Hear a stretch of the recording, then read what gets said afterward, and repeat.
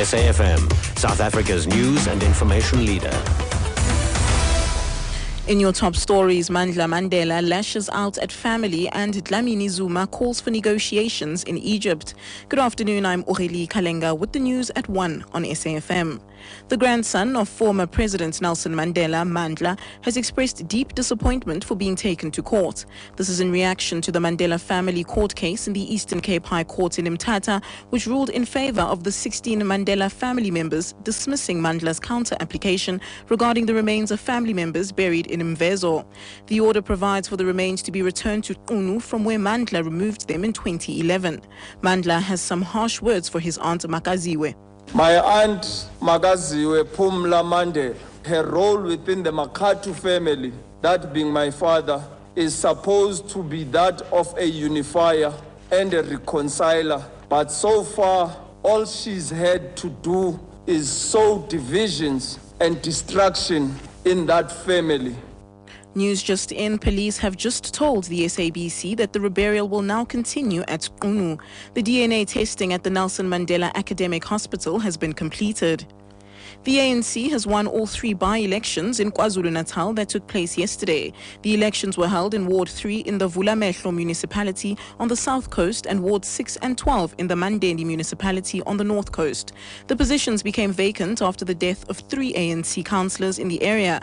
The by-elections were contested by the ANC, IFP, NFP and the DA. Provincial IEC head Mawetu Moseri. We received 50% voter turnout. Vulamehlo, Ward 2, 48% in Ward 6 Mandeni, and 38% in Ward 12 Mandeni. All the 3 wards were won by candidates of the ANC, which concludes the process.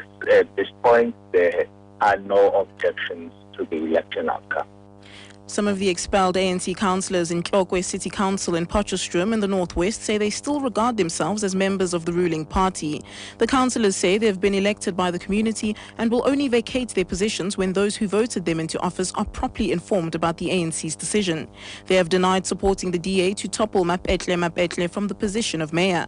This was the second attempt to remove Mapetle. He's been replaced by Annette Combrink, the first DA mayor in the province.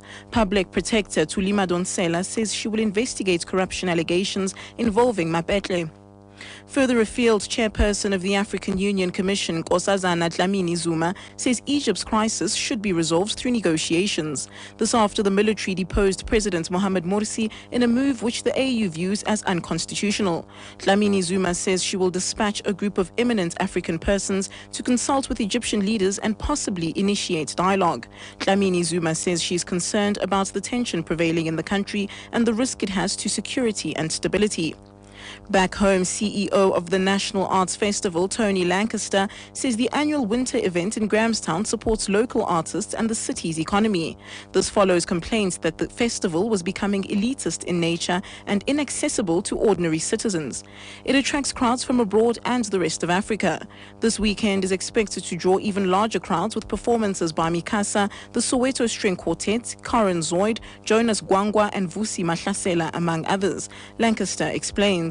What we do is we partner with elements of the community who wish to take advantage of that. And we're very open to engagement and to proposals from any sector as to how we can position this festival.